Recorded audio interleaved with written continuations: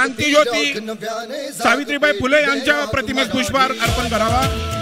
त्यानंतर प्रबोधनकार ठाकरे यांच्या प्रतिमेस पुष्पहार अर्पण करावा।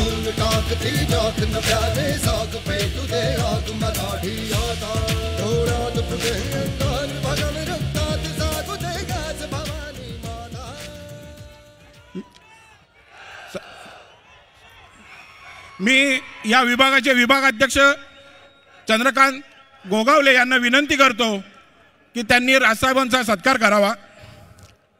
त्यांच्याबरोबर त्यांचे सहकारी प्रशांत मते, आशिष देवधर, जयराज लांडगे, हेमंत बत्ते, साईनाथ बाबर, सुहास निमन,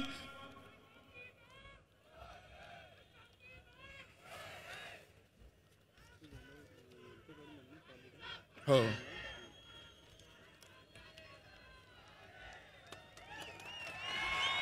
यानंतर खडकवासला ग्रामीणच्या वतीने महादेव मते, गणेश जोरी, राहुल पवार, दिगंबर चोरगे, भारत बोडके यांना विनंती करतो की त्यांनी राजसाहेबांचा सत्कार करावा।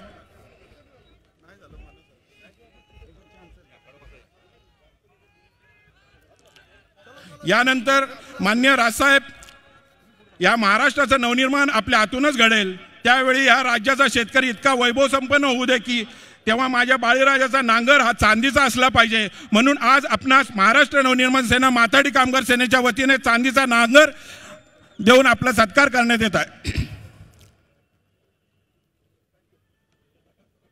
मी माथाडी कामगार सेनेचे अध्यक्ष अरविंदजी गावडे, यानंतर मी सन्माननीय राजसाहेबांना विनंती करतो की त्यांनी आपल्या सर्वांना मार्गदर्शन करावं।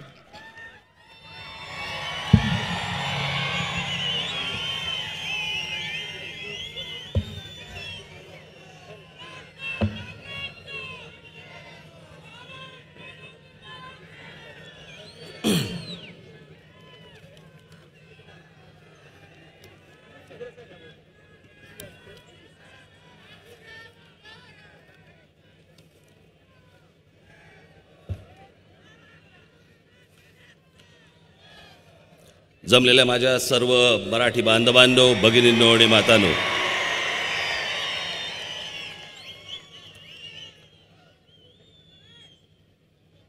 सभेला येण्यासाठी म्हणून जरा शहरातनं मार्ग काढत इथपर्यंत आलो।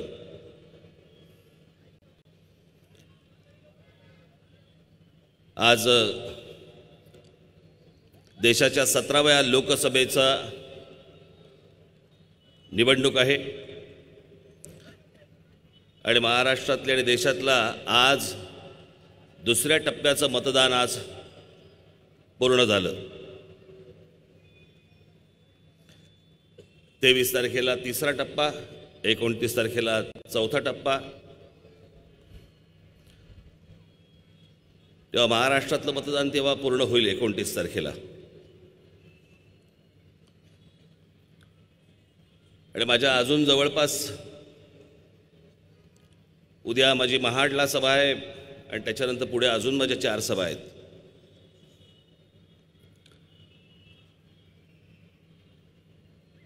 निवडणुकीला महाराष्ट्र नवनिर्माण सेना पक्ष निवडणूक लढवत नाहीये, उमेदवारही उभे करत नाहीये, परंतु नरेंद्र मोदी आणि अमित शहांच्या विरोधामध्ये मी प्रचार करतोय। तो महाराष्ट्रभर करतोय आणि तो देशभर जातोय। मला कल्पना नव्हती की मी इथे महाराष्ट्रामध्ये भाषण करतोय आणि माझ्या भाषणाच्या क्लिप्स या देशभर फिरतायत।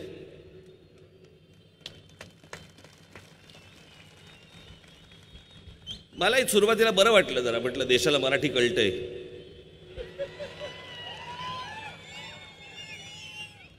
मला समजून घेता येत ते, पण ज्या मी नरेंद्र मोदींच्या इथे भाषणाच्या किंवा इतर गोष्टींच्या क्लिप्स दाखवतोय त्या हिंदीत आहेत, ते त्यांना कळतंय बरोबर। मला तर आता माझ्या मागे लागलेत लोक की एक 4 सभा तुम्ही उत्तर भारतामध्ये द्या, हिंदीमध्ये बोला।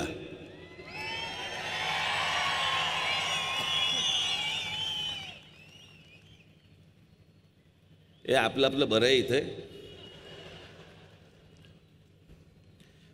मला हिंदीत पटकन शिवी पण देता येणार नाही. आपल्या कशा आपल्या भाषेमध्ये पटकन सुचते.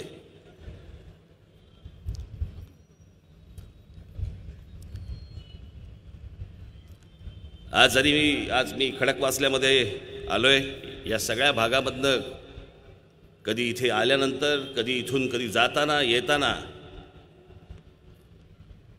माझ्या रमेश वांजळेची आठवण आल्याशिवाय कधी आजपर्यंत मी तुमच्या नुसत्या टाळ्यांसाठी आणि घोषणांसाठी बोललो नाही. मी खरंच सांगतो, दरवेळेला आम्ही इथून ज्यावेळेला कधी जातो येतो वगैरे गाडीमध्ये आमची नेहमी चर्चा होती की माझा वाघ गेला. आज खरं तर असायला पाहिजे होते.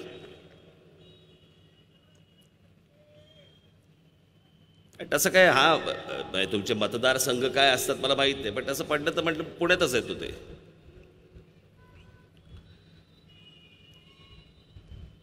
मी अनेकदा आमच्या गाडीमधल्या चर्चा असतात. पुण्यामधनं फिरत असताना, काय मुंबईमधनंही फिरत असताना तेच होतं.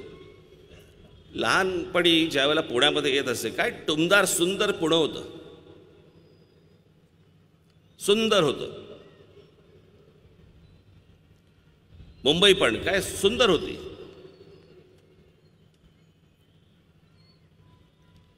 आणि मग प्रगतीच्या नावाखाली जी काही शहरं सगळी आपली वाढत जातात. अर्थात हे काय देशभर सगळीकडे होतं नाही, अशातला काही भाग नाही, जगभर होतं.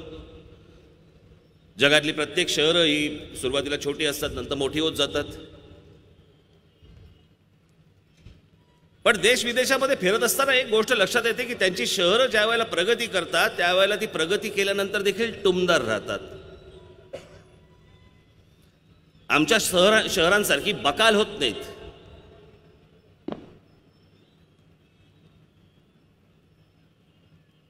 कोण कुठे राहतंय, कुठच्या इमारती वाढतायत, कुठे काय होतंय, इमारतीमध्ये लोक राहायला जात आहेत,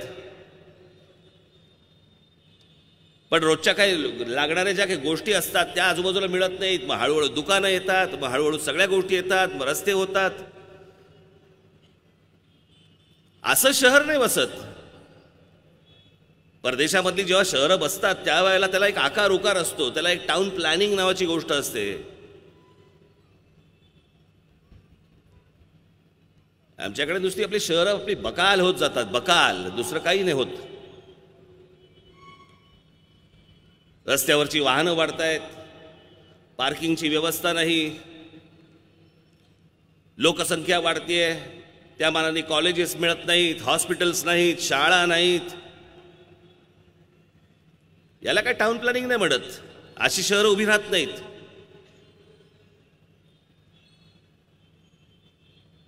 आणि म्हणून या शहरांना आकार देण्यासाठी म्हणून घटनेमध्ये काही गोष्टी निवडल्या जातात, म्हणून लोकप्रतिनिधी निवडले जातात. त्या त्या शहरांची बाजू मांडणारे, त्या त्या शहरामध्ये त्याचा अभ्यास करणारे, त्याच्याबद्दल बोलणारे असे लोकप्रतिनिधी निवडले जातात. आणि म्हणून त्या निवडणुका होतात.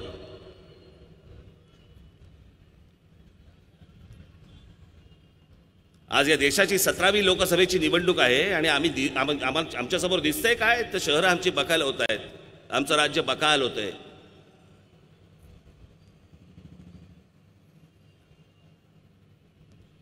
जगण्याची मूल्य ज्याला म्हणतो आपण, ती मूल्य जपण्याचं काम, घडवण्याचं काम हे राज्यकर्त्यांचं असतं, हे लोकप्रतिनिधींचं असतं. आणि ते त्यांची जबाबदारी पार पाडत नाहीत.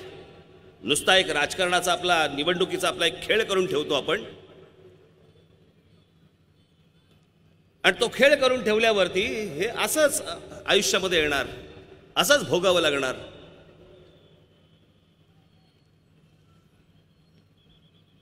सकाळी स्कूटरवरनं बाहेर पडलेली 2 मुलं काय खड्डा काय मध्ये येतो आणि त्याच्यामध्ये अपघातात जातात काय. काही मागचा पुढचा काही विचार नाही.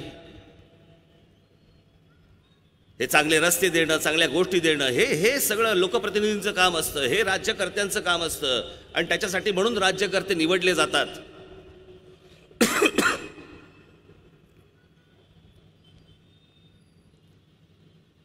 आणि ज्या वेळेला ते समोर तुमच्या येतात आणि भाषण ज्या वेळेला करतात आणि तुम्ही त्यांच्यावरती ज्याला विश्वास टाकता आणि विश्वास टाकल्यानंतर 5 वर्षानंतर तुमच्या लक्षात येतं की नाही, याच्यावरती मी विश्वास टाकला पण यांनी माझा केसाने गळा कापला. आज तीच परिस्थिती नरेंद्र मोदींची झालेली आहे. 5 वर्षापूर्वी ज्या माणसावरती या देशाने विश्वास ठेवला, 5 वर्षापूर्वी या माणसाने जे देशाला जी स्वप्न दाखवली,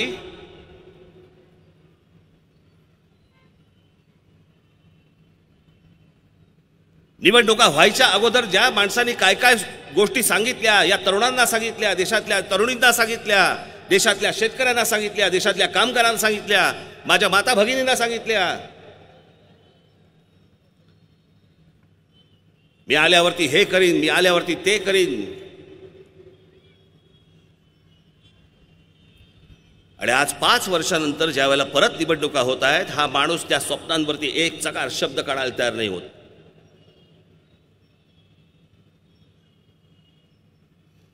त्या विषयावरती बोलायला तयार होत नाही.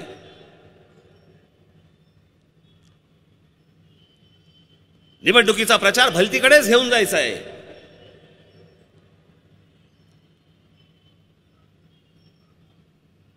पुलवामामध्ये जे कोणी शहीद झाले आमचे जवान, त्यांच्या नावाने आता मतं मागतायत. ज्यांनी एअर स्ट्राईक केला त्या पायलटच्या नावाने आता मतं मागतायत. आणि काल तर माढ्यामध्ये त्यांनी कहरच केला. काल नरेंद्र मोदी यांनी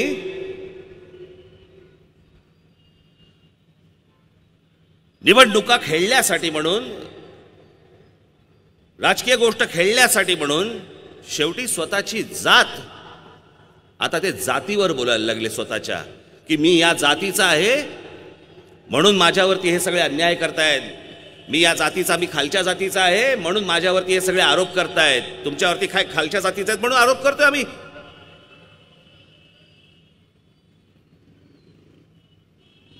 ऐका काल त्या माड्यात काय बोलले ते,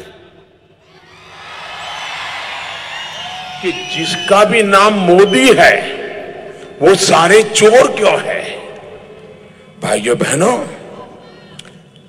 पिछड़ा होने की वजह से हम पिछड़ों को अनेक बार ऐसी परेशानियां झेलनी पड़ी है. अनेक बार कांग्रेस और उसके साथियों ने मेरी हैसियत बताने वाली, मेरी जाति बताने वाली गालियां देने में कोई कमी नहीं रखी है. आता जातीचं कार्ड वापरतायत.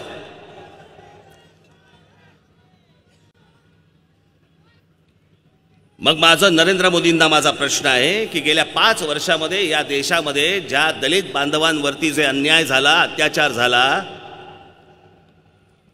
त्यावेळेला तुम्ही का नाही बोललात?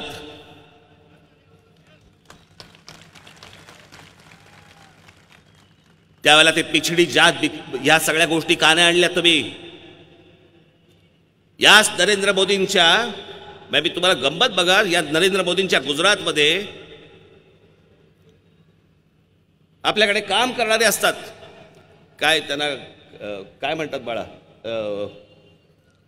जे मेलेलं जनावर असतं त्यांची कातडी काढतात, जो त्यांचा व्यवसाय आहे, जो पारंपरिक व्यवसाय आहे. ढोर समाजाचे असतात किंवा अजून इतर कोणी समाजाचे असतात, काय मला त्याच्या काय जातीतलं मला फारसं काही कळत नाही. परंतु त्या समाजातल्या त्या लोकांना नरेंद्र मोदींच्या गुजरातमध्ये कातडं काढतायत म्हणून गोरक्षावाल्यांनी कशा प्रकारचं बडवलंय तुमच्या डोळ्यांनी बघा. 11 जुलाई को गुजरात के ऊना की घटना ने आग में घी का काम किया. यहाँ के समढियाला गांव में कुछ दलित युवकों को एक राजनीतिक संगठन के लोगों ने गोकशी का आरोप लगाते हुए पहले जमकर मारा, फिर ऊना ले गए और वहां गाड़ी से बांधकर शहर भर में घुमाया. ये आप बीती एक पीड़ित ने सुनाई. हमारे गांव के बाजू में एक गांव है, बेड़िया गांव, वहां से फोन आया था मेरा पापा के फोन में. उस खेडूत का फोन था, उसकी गाय मर गई थी, तो जिसको मेरे पापा को फोन किया, और हमारे पास चकड़ो रिक्शा है, वो छकड़ो रिक्शा लेकर हम वो गांव पे गया और गाय मर गई थी। वो गाय को रिक्शा पे भरकर हमारे गांव के शिव पे आया और गाय मर गई थी। उसके हम खाल काट रहे थे तो थोड़ी देर बाद वो गौ रक्षक लोग आकर हमारे ऊपर अचानक हमले करे। 10 जन थे उस पर। 5 मिनट बाद 50 लोग आ गए। पेशे से चर्मकार ये दलित सदियों से मरे हुए मवेशियों को ठिकाने लगाने और उनका चमड़ा निकालने का काम करते रहे हैं। गोकशी के नाम पर इन लोगों के साथ ऊना में हुए अत्याचार में अब नए तथ्य सामने आ रहे हैं। आरोप लग रहा है कि सब कुछ पुलिस की जानकारी में हुआ।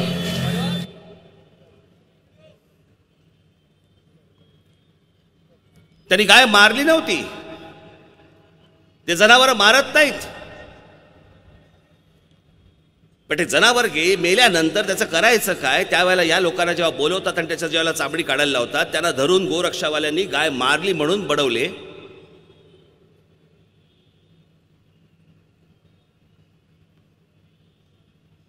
मग याच गायीच्या बाबतीत जे बीफ एक्सपोर्ट करतात, जे गायीचं मांस परदेशामध्ये पाठवतात, एक्सपोर्ट करतात, त्यांच्याविषयी नरेंद्र मोदींचं स्वतःचं मत काय आहे हे एकदा ऐका। लाव रे। आप कत्लखानों की बात करते हैं तो एक समुदाय विशेष की रोजी रोटी भी उससे जुड़ी है। दूसरी बात यह कि एनडीए के कार्यकाल में भी मीट एक्सपोर्ट बड़े पैमाने पर हुआ, तो उस समय आपकी सरकार ने क्यों नहीं किया कुछ? मैं देखूंगा उस समय उनके क्या प्रॉब्लम थे, मैं देखूंगा, लेकिन इन दिनों स्थिति गंभीर होती गई। उस समय हो सकता है, शुरू में मेरे पास डिटेल नहीं है, उस समय हो सकता है कि हमारे पास दूध न देने वाले पशुओं की संख्या एक्सेस हुई हो, उसमें से एक विचार बना हो। लेकिन ये आपकी जानकारी सही नहीं है कि कोई एक कम्युनिटी इस बिजनेस में है, ऐसा नहीं है जी। मेरे कई जैन मित्र हैं जो इस व्यापार में है, इसको किसी कम्युनिटी से मत जोड़िए।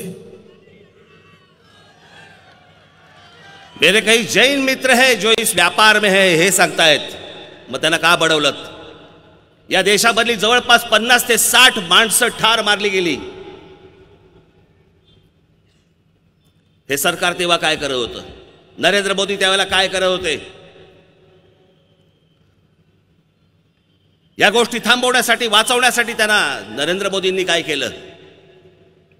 जर तुमचे जैन मित्र जर समजा बीफच्या एक्सपोर्ट मध्ये जर समजा तो व्यापार करत असतील, बाकीच्यांना का दोष देताय?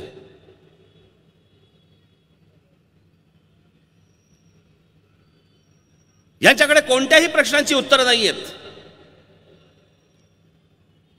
राज ठाकरे जे बोलतोय ना, तो या देशाला पडलेले जे प्रश्न आहेत ना, मी फक्त त्यांना प्रश्न विचारतोय।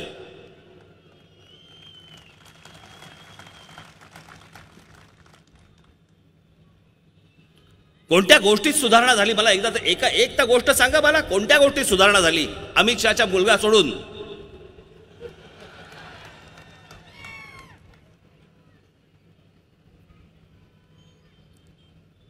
या देशातले बलात्कार थांबले? हेच नरेंद्र मोदी ज्या वेळेला विरोधी पक्षामध्ये होते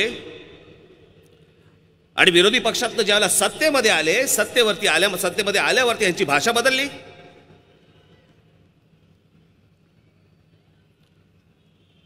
सत्तेत आल्यानंतर एका कुठेतरी परदेशामध्ये कुठेतरी ते बोलत होते, परदेशात होते का इथेच होते मला आता कल्पना नाही त्या व्हिडिओवरनं, परंतु इथे असताना त्यांच्या काळामध्ये काही गोष्टी घडतायत याच्याबद्दलचं समर्थन आता त्यांच्या तोंडून आहे का? जब किसी छोटी बालिका पर बलात्कार होता है, कितनी दर्दनाक घटना है जी। लेकिन क्या हम ये कहेंगे कि तुम्हारी सरकार में इतने होते थे, मेरी सरकार में इतने होते हैं? मैं समझता हूं इससे बड़ा गलत रास्ता नहीं हो सकता है। बलात्कार बलात्कार होता है। एक बेटी के साथ ये अत्याचार कैसे सहन कर सकते हैं? आता विरोधी पक्षामध्ये असताना हेच नरेंद्र मोदी काय बोलत होते?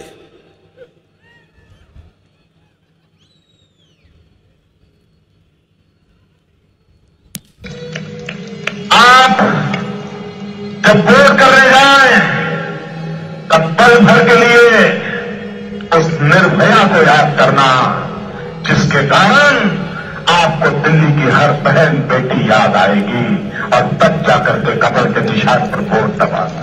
आप जब वोट करने जाए तब उस गुड़िया को याद करना, आपको छोटी छोटी बच्चियां नजर आएगी, छोटे छोटे बच्चे नजर आएंगे।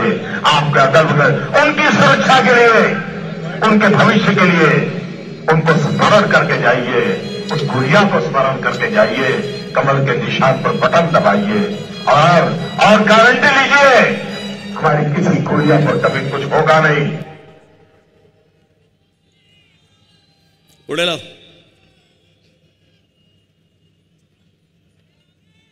भाइयों बहनों, दिल्ली की धरती पर निर्भया का कांड हुआ। एक गरीब बेटी को जुल्म से मार दिया गया, उस पर बलात्कार हुआ। ये निर्भया का कांड आपकी आंखों के सामने हुआ। ये नीच राजनीति है कि नहीं?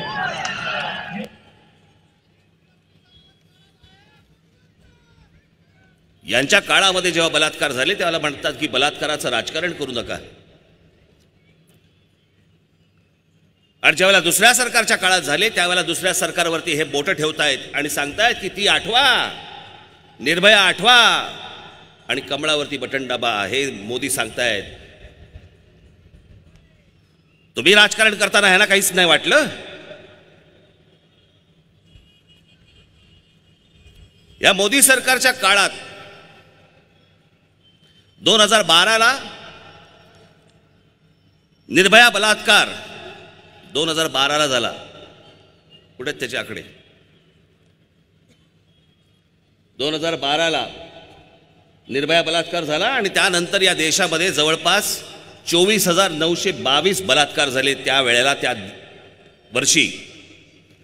2013ला 33,707 बलात्कार झाले या देशामध्ये. 2014ला ज्या वेळेला हे आले त्या वर्षी 36,735 बलात्कार झाले नरेंद्र मोदींच्या काळात. 2015ला 34,651 बलात्कार झाले या देशात. 2016ला 38,891 बलात्कार झाले या देशात. काय वेगळं झालं? आणि गंमत म्हणजे 2017 आणि 18चा रिपोर्ट दाबून टाकलाय, बाहेर येऊ देत नाहीयेत. मला असं वाटतं आजचीच महाराष्ट्र टाइम्सची बातमी आहे ऑनलाईनवरची की 2017 आणि 2018चे सगळे जेवढे रिपोर्ट्स आहेत, गुन्हेगारीचे रिपोर्ट्स आहेत, बलात्काराचे रिपोर्ट्स आहेत, बाहेर येऊ देत नाहीयेत. सगळे रिपोर्ट दाबून टाकलेत, तुमच्यापर्यंत पोहोचू नये, तुमच्यापर्यंत येऊ नयेत.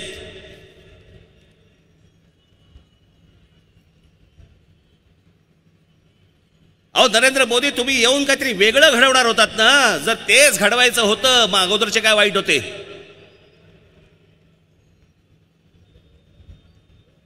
मग परिवर्तन का झालं या देशामध्ये? तुम्ही काहीतरी वेगळं करणार, वेगळे स्वप्न दाखवलीत म्हणून या देशाने तुम्हाला भरभरून मतदान केलं, तुमच्यावरती प्रेम केलं, त्याच्या मोबदल्यात तुम्ही हे दिलत, या गोष्टी दिल्यात. आधीच्या सरकारहून वाईट गोष्टी दिल्यात.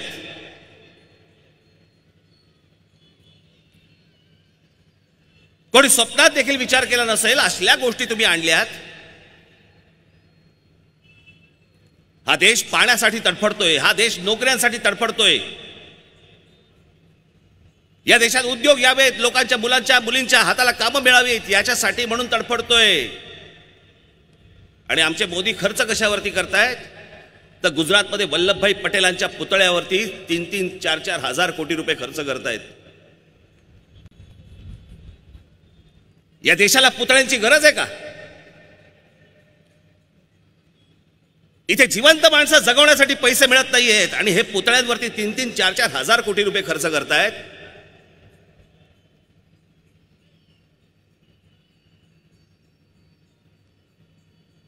बरं, त्यातही धोका.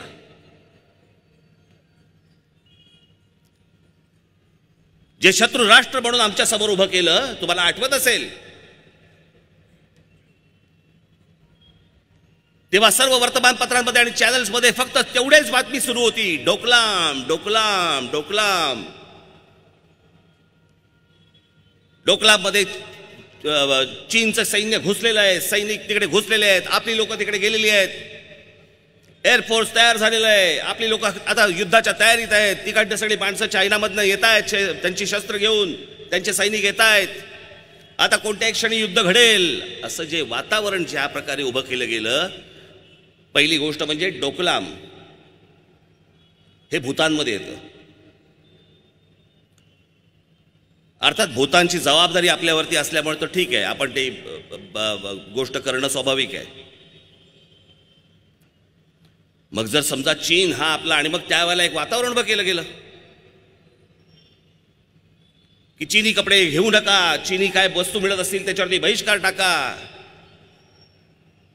रात्री 2 लावून ह्यांना चायनीज लागतं.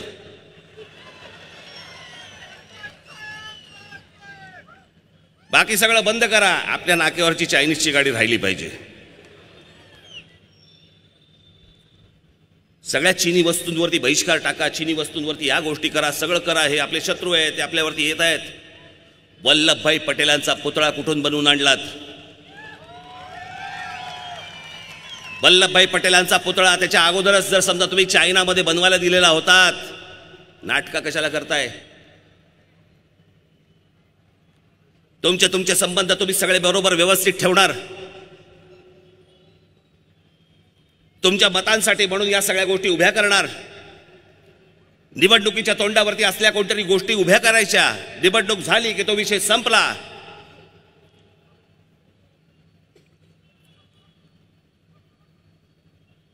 एवढ्यासाठी म्हणून दिलं नरेंद्र मोदींना निवडून, ही सगळी नाटकं आणि थेरं करण्यासाठी म्हणून दिलं.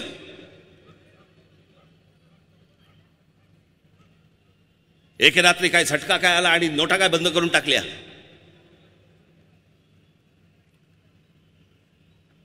या देशामधल्या करोडो लोकांच्या नोकऱ्या गेल्या. जे हाताचं काम होतं ते हाताचं काम निघून गेलं. अनेक कंपन्या बंद झाल्या. आता आजची बातमी घ्या, जेट एअरवेज बंद झाली.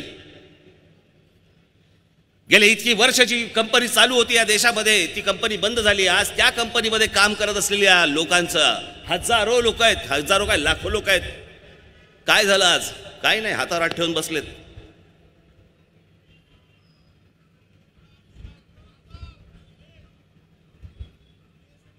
अनेक कंपन्या बंद झाल्या, तुमच्यापर्यंत बातम्या येऊ दिल्या नाहीत. गेल्या 3.5-4 वर्षामध्ये ही सगळी वर्तमानपत्र बंद करून टाकली, पत्रकार बंद करून टाकले, सगळी चॅनल्स बंद करून टाकली. तुमच्यापर्यंत बातम्या पोचवायच्याच नाहीत. किती लोकांच्या नोकऱ्या गेल्या, किती लोकांचं काय झालं, येऊच द्यायच्या नाहीत बातम्या. नोटबंदी जे केली, ती नोटबंदी फसली, सर्वार्थाने फसली. भारताच्या इतिहासामध्ये अशा गोष्टी कधी घडल्या नाहीत. मी त्याशी म्हटलं ना की सुप्रीम कोर्टाचे 4 जज रस्त्यावरती येतात आणि पत्रकार परिषद घेतात. आजपर्यंत कधी बघितलं होतं का हो? 1947 साली या देशाला स्वातंत्र्य मिळाल्यापासून आजपर्यंत 2018-19 पर्यंत या देशाने कधी पाहिलं नव्हतं की सुप्रीम कोर्टाचे जजेस हे रस्त्यावरती येत आहेत, पत्रकार परिषद घेत आहेत आणि सांगतायत काय, या देशाची लोकशाही धोक्यात आहे, आमच्यावरती दडपण येत आहे. आम्हाला सांगितलं जात आहे की अशा प्रकारचे निर्णय द्या, सरकारकडनं सांगितलं जात आहे, जे आम्हाला मान्य नाही. या देशाची लोकशाही धोक्यात आहे.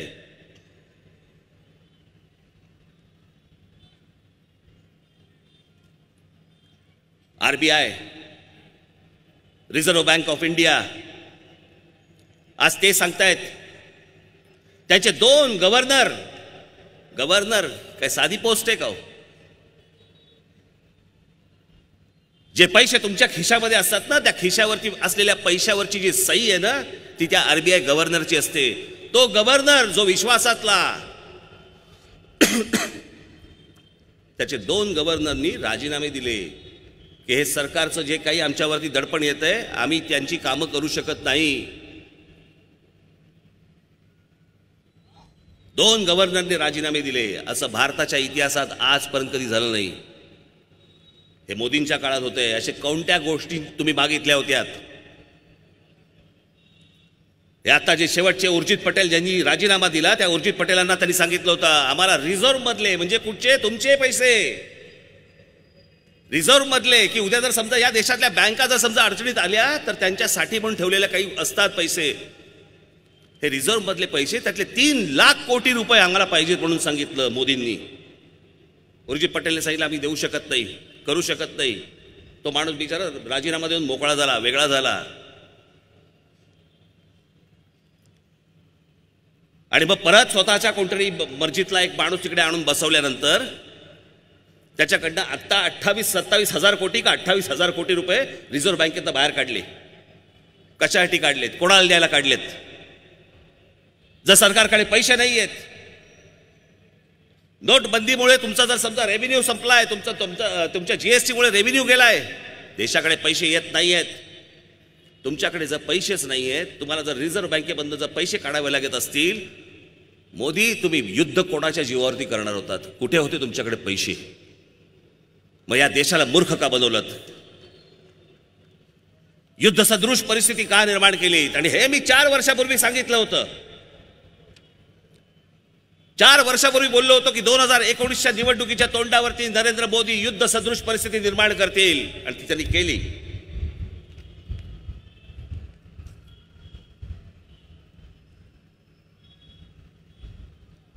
काय काय गोष्टी सांगितल्या या माणसाने.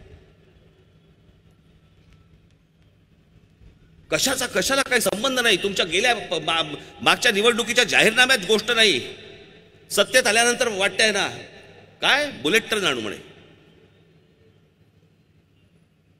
विचार बघा. आणू ते आणू. कुठे आणू? मुंबई अहमदाबाद. काय करायचं जाऊन अहमदाबादला? सकाळी निघालो, भास्कन पोचलो, ढोकळा खाल्ला, आलो. करायचं काय पुढे?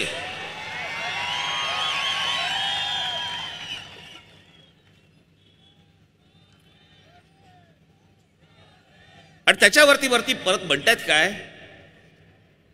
मला आज एक संदर्भ पुण्याचा सापडला म्हणून मी तुम्हाला दाखवायला आणला. जरा बघा, नंतर मी तुम्हाला एक्सप्लेन करतो. ये मुंबई की संकटों से मुंबई को अगर बाहर लाना है ना तो पुणे जाने से नहीं आएगा. ये समझ के चले लो, क्योंकि मुंबई का टेम्परामेंट बिजनेस से जुड़ा है. बिजनेस गुजरात के ब्लड से जुड़ा हुआ है. वो नेचुरली वहां जाता है. और पढ़ना होगा तो पुणे जाएगा वो. सरस्वती पूजा उस तरफ है, लक्ष्मी की पूजा इस तरफ है.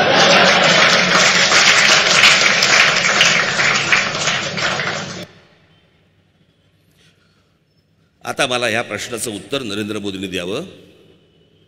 मग गुजरातमधले असंख्य गुजराती गुजरात सोडून महाराष्ट्रात काय येत आहेत? ते व्यवसाय करण्यासाठी त्यांना महाराष्ट्राची भूमिका योग्य वाटते आणि गुजरातची भूमिका अयोग्य वाटते आहे. ते तिकडनं घरदार सोडून जर समजा महाराष्ट्रामध्ये येत असतील तर त्या गुजराती समाजालाही कळलंय की या लोकांनी गुजरातमध्ये काही केलेलं नाहीये. आपल्याला जर व्यवसाय करायचा असेल तर आपल्याला महाराष्ट्रातच जावं लागेल. कारण का? तर या महाराष्ट्रातल्या मराठी माणसाच्या मनाने जे इथली जमीन, जी मशागत केलेली आहे जमिनीची, त्याच्यामुळे जे उत्तम वातावरण आहे ते महाराष्ट्रामध्ये आहे. म्हणून असंख्य लोक ज्या वेळेला त्यांचं राज्य सोडून महाराष्ट्रामध्ये येत आहेत आणि ह्यांच्या बुलेट ट्रेनसाठी सांगतायत की धंदा मला तिकडे न्यायचा आहे. आज असंख्य पंतप्रधान या देशामध्ये आले, अनेक देशांचे, पण नरेंद्र मोदींना असं कधी वाटलं नाही की दुसऱ्या राज्यांमध्ये आपण त्यांचं स्वागत करावं. जे बाहेरचे राष्ट्राध्यक्ष आले, जे पंतप्रधान आले आहेत, त्या सर्व पंतप्रधानांना नरेंद्र मोदी घेऊन हे गुजरातमध्ये गेलेत. महाराष्ट्रात नाही आलेत, पंजाबमध्ये नाही गेले, तामिळनाडूमध्ये नाही गेले, पश्चिम बंगालमध्ये नाही गेले, उत्तर प्रदेशमध्ये नाही गेले, कुठेही नाही गेले.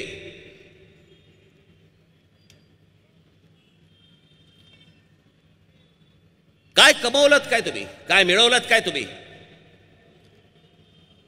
गेले 5 वर्ष हा माणूस भूर भूर भूर भूर फिरतोय जगभर. किती पैसे आले, कोणी किती पैसे दिले, जाताय आणि तिकडे सगळ्यांना मिठ्या मारताय,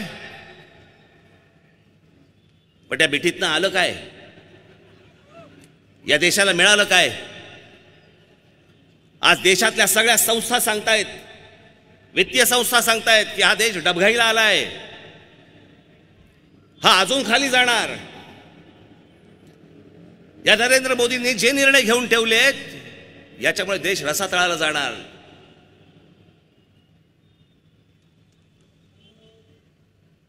पुन्हा यांच्या हातामध्ये सत्ता देणार.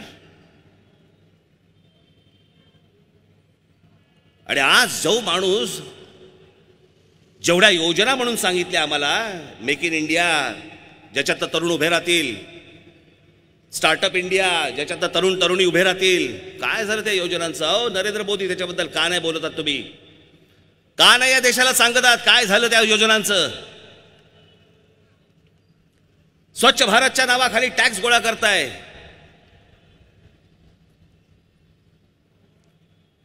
मागे तो एक झटका आला त्या रामदेव बाबामुळे. सगळे आपले योगा करा, सकाळी योगा करा. हा देश गळ्यात तगडा अडकून पडलाय.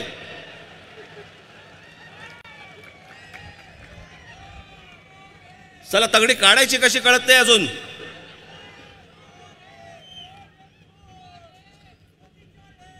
तो आपला रामदेव बाबा तिकडे अप्पर डिप्पर मारत बसलाय.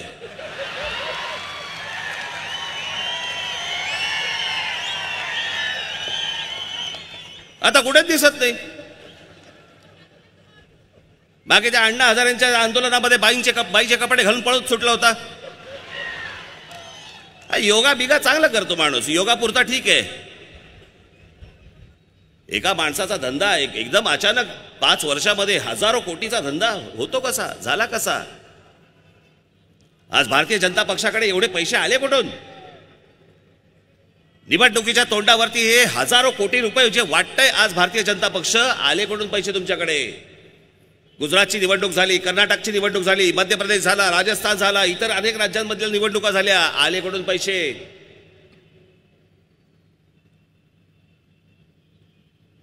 नोट बंद झाल्यावरती ह्या देशातला प्रत्येक नागरिक रांगेमध्ये उभा होता, बँकेच्या रांगेमध्ये उभा होता. जवळपास 100-125 माणसं त्या रांगेमधली मेली. मग तुमच्याकडे कॅश कुठून आली? भाजपकडे पैसे कुठून आले? भारतीय जनता पक्षाचं केंद्रीय कार्यालय, त्यांचं head office 7 star office. Amit Shah म्हणतायत की अशा प्रकारचं ऑफिस जगाच्या पाठीवरती कुठच्या राजकीय पक्षाचं नसेल, असं ऑफिस भारतीय जनता पक्षाचं आहे. झालं कसं? आले कुठून पैसे? आज देशभर पैसे वाटायला ही कॅश आली कुठून? पोलिसांच्या समोर वाटतायत पैसे. पोलीस तरी काय करतील? पोलीस तरी काय करतील? कोणाची कंप्लेंट करायची? आणि उद्या कंप्लेंट केल्यानंतर हेच बडतर्फ करणार, हेच नोकरीवरून काढून टाकणार. पोलीस म्हणतात जाऊ देत. जी गोष्ट आमच्या जवानांच्या बाबतीत जर काश्मीरमध्ये होऊ शकते, पोलिसांच्या बाबतीत का नाही होणार?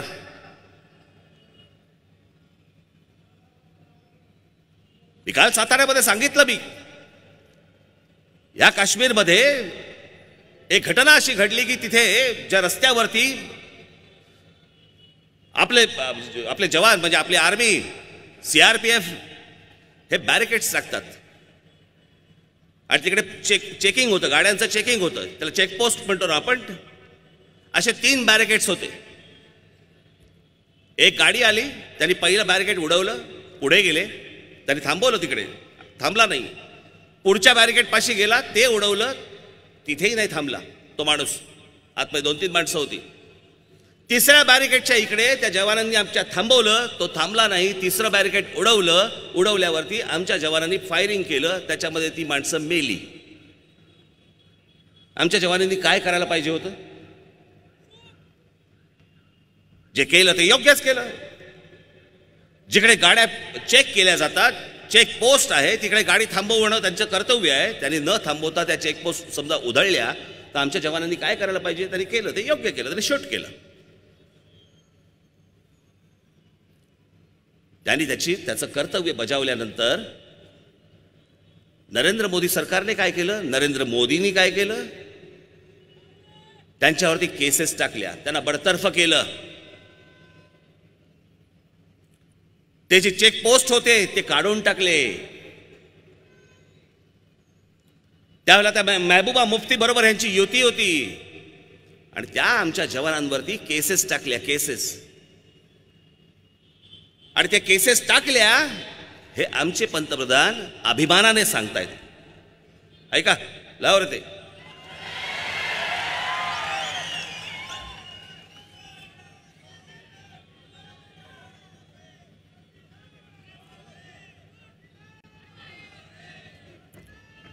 आहे ना, नाही आणलं? अच्छा, याच्यात नव्हतं, पण त्याच्यात होतं ना, क्लिप होती ना ती.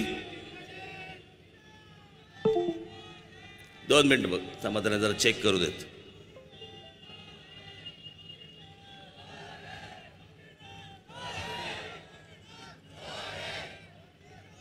नाही नाहीये, बरं ठीक आहे. त्यांना त्या आहे ना मारतानाचा तरी आहे.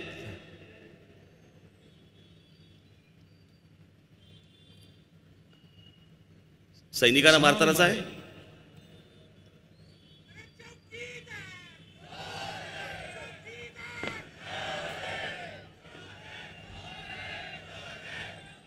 असो, ठीक आहे. यांनी तिकडे भाषण केलं व्यासपीठावरनं की बघा हे मोदी सरकारने कसं कामगिरी केली आणि कशी कामगिरी केली. तर म्हणे या सगळ्यांवरती आम्ही केसेस टाकल्या, जवानांवरती त्यांना बडतर्फ केलं. पहली बार 30 साल में पहली बार ये मोदी सरकार की कमाल देखिए. पहली बार सेना ने प्रेस कॉन्फ्रेंस करके कहा कि जो 2 नौजवान मारे गए थे सेना की गलती थी और सेना ने अपनी गलती मानी. इंक्वायरी कमीशन बैठा और जिन लोगों ने गोली चलाई थी उन पर केस दर्ज कर दिया गया. ये मेरे नेक इरादों का सबूत है मेरे भाई बहन. 30 साल में नहीं हुआ है, 30 साल में नहीं हुआ है. और इसलिए मेरे कश्मीर के भाइयों बहनों, मैं आपको न्याय दिलाने के लिए आया. अभिमानाने सांगतायत की माझ्या काळामध्ये मी आमच्या आर्मीवरती केसेस टाकल्या, त्यांना बडतर्फ केलं. पुढचा आहे तो व्हिडिओ. त्याचा परिणाम काय झाला बघा.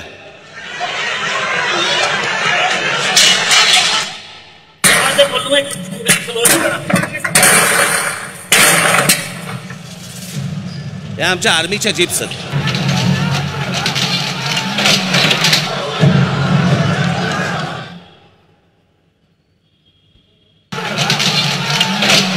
Go India! Go back! Go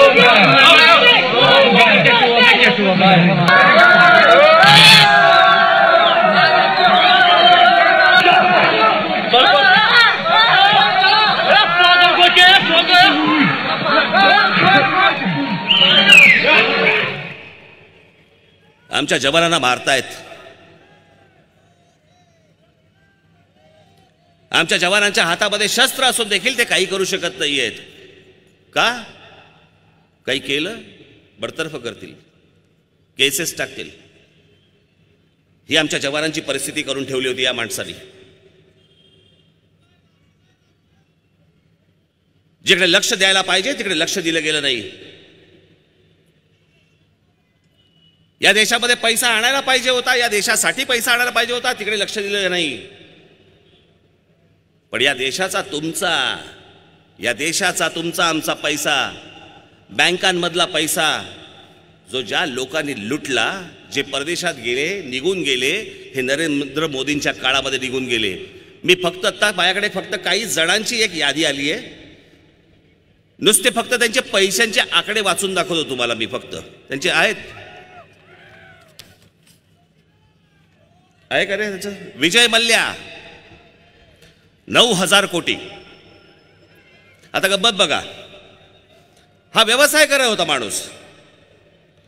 मी जी काही माहिती काढली त्यावरून मला नक्की माहिती आहे की हा माणूस व्यवसाय करत होता. व्यवसायामध्ये ह्याला त्रास झाला, डुबला गेला, पण ह्याला पैसे बुडवायचे नव्हते. हा सरकारला पैसे द्यायला तयार होता. तरी याला पळून जायला लावलं. दुसरा, नीरव मोदी, मेहुल चोक्सी 12,636 कोटी रुपये घेऊन फरार. जतीन मेहता 7,000 कोटी, ललित मोदी 125 कोटी, निलेश पारेख 2,223 कोटी, नितीन संदेसरा आणि चेतन संदेसरा 5,000 कोटी, संजय भंडारी 150 कोटी, विक्रम कोठारी 800 कोटी, संभ्या सेठ 390 कोटी, रितेश जैन 390 कोटी, आशिष जोबनपुत्रा 390 कोटी आणि अजून 31 लोकांची यादी अजून आहे. अजून त्याच्या पलीकडे जे माहिती नाहीत असे किती माहीत नाहीत. यांची यादी संसदेत जाहीर केली म्हणून ती कळली. बाकी असे इतर किती जण गेलेत कल्पना नाही. पैसे कोणाचे? पैसे तुमचे आमचे. काळात कोणाच्या गेलेत? नरेंद्र मोदींच्या काळात गेलेत. काय मिळवलं काय मला जरा सांगा. या नरेंद्र मोदींना या देशाचा पंतप्रधान करून काय मिळवलं काय? एकही योजना यशस्वी करता आली नाहीये. या देशामधल्या तरुणांच्या नोकऱ्या गेल्या. अहो, गेल्या जवळपास 3-3.5 वर्षामध्ये नोटबंदी झाल्यापासून या देशामधल्या 4.5 ते 5 कोटी मुलांच्या लोकांच्या नोकऱ्या गेल्या अधिकृतपणे. 4.5 ते 5 कोटी. अनधिकृत किती लोकांच्या हाताचं काम गेलं असेल कल्पना नाही. कुठच्या दुकानामध्ये 4 माणसं असतील तिकडे बाबा 2 माणसं कमी केली. कुठच्या बाबा गाडीवरती 4 माणसं असतील तिकडची 2 माणसं कमी केली. ह्याचा आकडा तर नाहीच आहे. आणि कोणत्याही योजनांवरती न बोलता आज हेच नरेंद्र मोदी तुमच्या समोर येत आहेत आणि काय सांगतायत? मला पुलवामामध्ये झालेल्या हल्ल्यातल्या शहीदांच्या नावाने मतदान करा. ज्यांनी एअर स्ट्राईक केला त्या माझ्या पायलटांच्या नावाने तुम्ही मतदान करा. ते उभे आहेत का निवडणुकीला? ते आमचे जवान तर हकनाक गेले. त्या जवानांच्या नावाने आज आमचा पंतप्रधान मतं मागतोय. जी स्वप्न या देशाला दाखवली त्या स्वप्नांवरती हा माणूस पंतप्रधान आमचा मतं मागायला तयार नाहीये. तुमच्याशी बोलायला तयार नाहीये. आज तुमच्या पुढे मतं घेण्यासाठी म्हणून आमच्या जवानांचे चेहरे पुढे करतोय माणूस.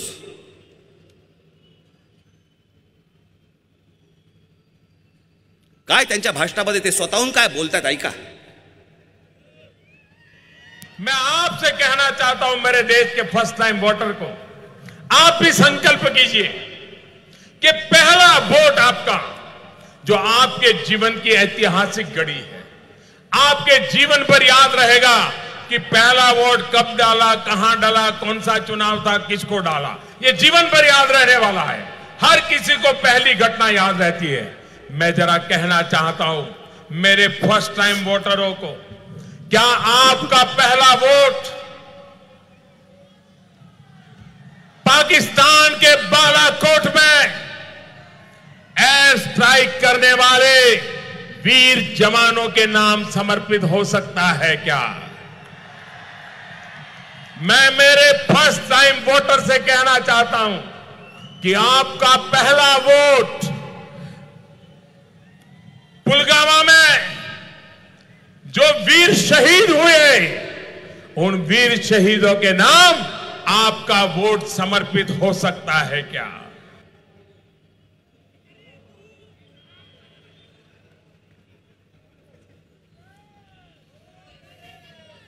किती निर्ढावलेला असेल माणूस बघा.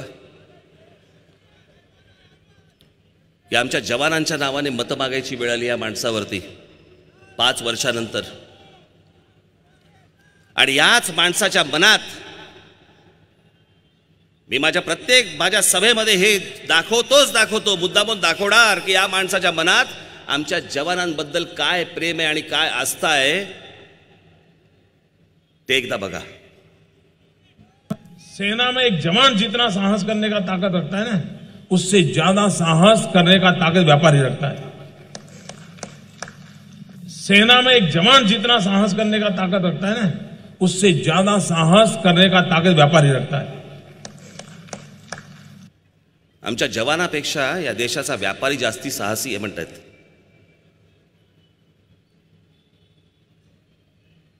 तो जवान आमचा सरहद्दीवरती बंदुका घेऊन उभा असतो. कधी कुठची गोळी लागेल आणि कधी काय प्राण जाईल माहित नाही. ती लागणारी गोळी काय हिंदी चित्रपटातली नसते. हे आयुष्य काय वारंवार मिळत नसतं.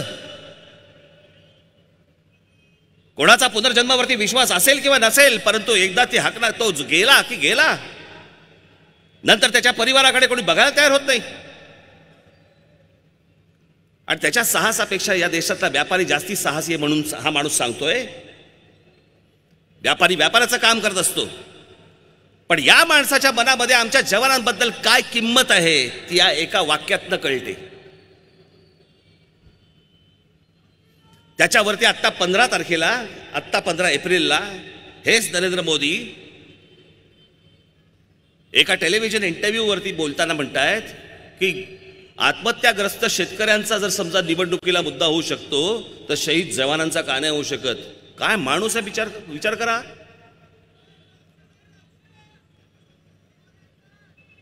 हा मुद्दा का होऊ शकत नाही म्हणतोय निवडणुकीचा. ऐका, किसान मरे तो चुनाव का मुद्दा, लेकिन जवान मरे तो चुनाव का मुद्दा नहीं. ये कैसे हो सकता है? किसान मरे तो चुनाव का मुद्दा, लेकिन जवान मरे तो चुनाव का मुद्दा नहीं. ये कैसे हो सकता है?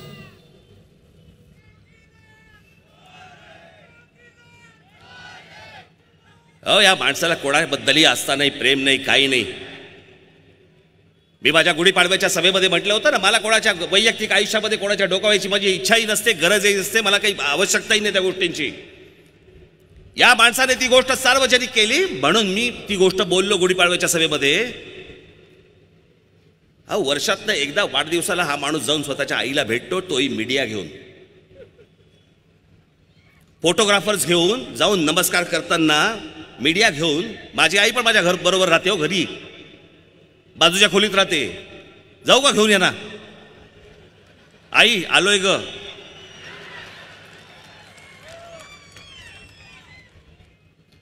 आज पंतप्रधान आहेस तू माणूस, तुझ्याकडे सगळ्या सोयी आहेत, सगळ्या गोष्टी आहेत, बंगला आहे तुमचा स्वतःचा. जा ना आईना घेऊन त्या बंगल्यामध्ये. ती माता पण आशीर्वाद देईल की माझा मुलगा पंतप्रधान झाला, मला त्या पंतप्रधान पदाच्या माझ्या त्या घरामध्ये पण तो मला घेऊन गेला. वर्षातनं एकदा जाऊन भेटायचं आणि तोही मीडिया घेऊन. कशासाठी या गोष्टी सार्वजनिक करताय? या सगळ्या गोष्टीतनं ना एका माणसाची मानसिकता कळते. जवानांच्या प्रती काय आदर आहे बघा. तुमच्याबद्दल काय असणार हो?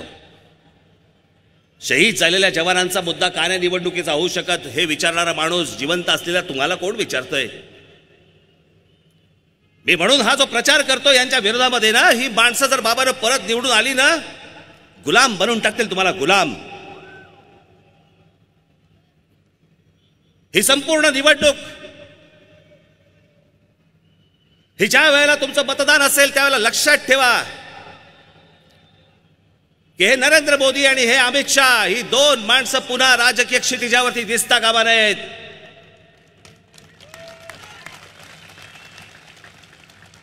आज इतर कोणत्याही व्यक्ती बघायच्या नाहीयेत. आज इतर कुठचेही पक्ष नाही, काही नाही, काही नाही. ही दोन माणसं आणि ही दोन माणसं नसावीत. म्हणून तुम्हाला भारतीय जनता पक्षाला मतदान करायचं नाही. ही माणसं येतील असं कोणतेही कृत्य या देशातल्या कोणीही करता कामा नये. या दोघांना उपयोग होईल असली कुठचीही गोष्ट तुम्ही करता कामा नये. 5 वर्षामध्ये त्यांनी जे रंग दाखवलेले आहेत ना, विचार करा 5 वर्षाचं हे रंग अशा प्रकारचे दाखवू शकतो माणूस. पुढच्या 5 वर्षानंतर काय करतील हे. मी काल पण सांगितले, इथे माझे पत्रकार बांधव बसलेले आहेत. आज लिहू शकताय, जर दुर्दैवाने या देशामध्ये जर ही माणसं परत निवडून आली, आजच संपूर्णपणे मीडियाची आणि पत्रकारांची गळचेपी करून टाकलेली आहे. उद्या हे पत्रकार जे आहेत ह्यांच्यासमोर घटना घडतील, लिहू शकणार नाहीत. यांच्यासमोर घटना घडतील, बोलू शकणार नाहीत. सगळ्या गोष्टी बंद करून टाकतील. आणि म्हणून ही निवडणूक अत्यंत महत्वाची आहे. एका महत्वाच्या टप्प्यावरती हा देश उभा आहे. या देशाला हुकुमशाही पाहिजे का या देशाला लोकशाही पाहिजे हा ठरवण्याची निवडणूक आहे. आणि त्याच्यामुळे येणाऱ्या निवडणुकीच्या मतदानाच्या दिवशी तुम्ही योग्य सारासार विचार कराल, ही दोन माणसं पुन्हा दिसता कामा नये याचा विचार कराल, अशी एक आशा अपेक्षा आपल्या सर्वांकडे बाळगतो आणि आपल्या सर्वांची मी रजा घेतो. धन्यवाद. जय हिंद, जय महाराष्ट्र. धन्यवाद राजसाहेब. महाराष्ट्र नवनिर्माण सेनेच्या प्रथेप्रमाणे राष्ट्रगीताने सभेची सांगता होईल.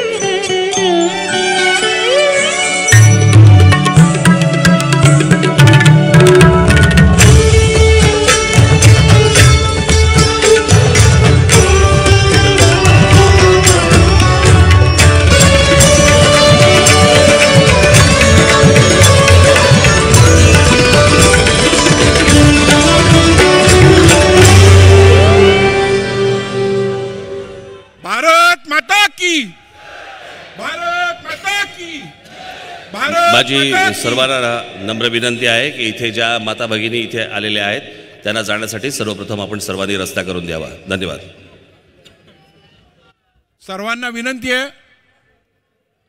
महिला भगिनींना आपलं प्राधान्य द्या, त्यांना जाऊ द्या आणि मग आपण जाऊया.